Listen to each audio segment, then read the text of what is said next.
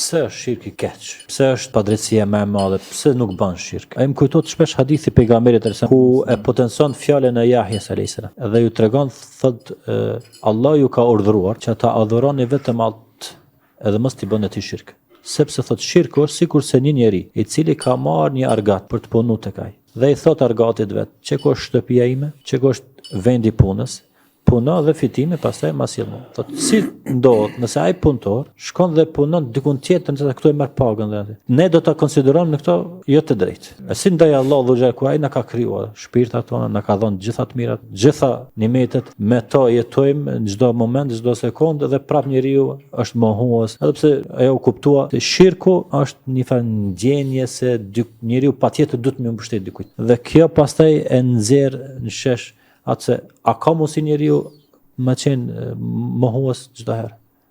Apo do të thënë jo besimtari i vërtet jo besimtar, s'mund. Ata diçka do besoje.